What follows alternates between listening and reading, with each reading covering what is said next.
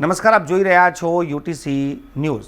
મહારાષ્ટ્ર વિધાનસભાની ચૂંટણીનું આયોજન થયું હતું અને આ ચૂંટણી બાદ જે પરિણામ આવ્યા એ પરિણામે સૌ કોઈને ચોંકાવી દીધા અને એક ઐતિહાસિક જીત હાંસલ કરી ભારતીય જનતા પાર્ટી અને તેના સાથી ઘટક દળોએ। આ મોટી જીતની સાથે જ એક મોટી ચિંતા પણ હવે સામે આવી રહી છે। લોકો ચર્ચા કરી રહ્યા છે કે શું ભારતીય જનતા પાર્ટીની આગેવાનીમાં મહારાષ્ટ્રમાં કાલે શપથ ગ્રહણ થઈ જશે? કાલ સુધીમાં શું મુખ્ય પ્રધાનનું નામ જાહેર થઈ જશે? કેમ કે જો કાલે જાહેર નહીં થાય તો 26 નવેમ્બર બાદ મહારાષ્ટ્રમાં રાષ્ટ્રપતિ શાસન લગાવી દેવું પડે। મહારાષ્ટ્રની ચૂંટણી દર વખતે હરિયાણાની ચૂંટણીની સાથે થાય છે।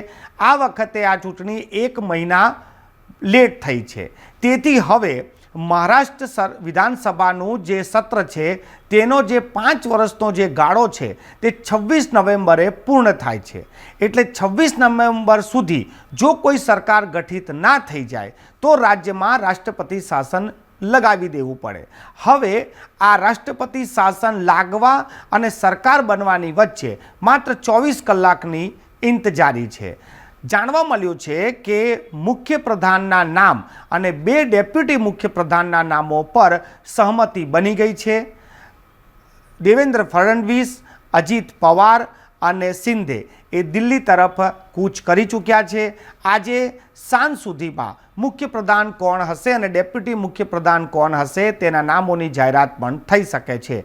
6 થી 7 ધારાસભ્યોની વચ્ચે એક મંત્રી મળી શકે છે તેવી પણ વાતચીત ચાલી રહી છે।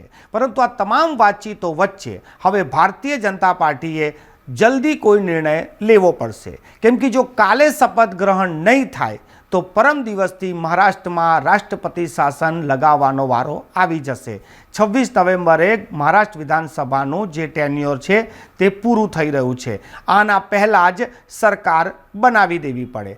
ચર્ચા એ પણ છે કે કાલે એટલે આજે નામ જાહેર થયા બાદ કાલે રાજભવનમાં જ શપથ ગ્રહણ કાર્યક્રમનું આયોજન પણ થઈ શકે છે।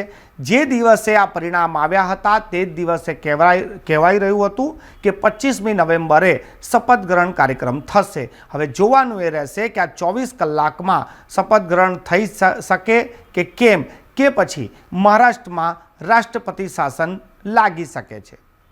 अगर आपको ये वीडियो पसंद आया तो लाइक, फॉलो और सब्सक्राइब और ज़्यादा से ज़्यादा इस वीडियो को शेयर करें।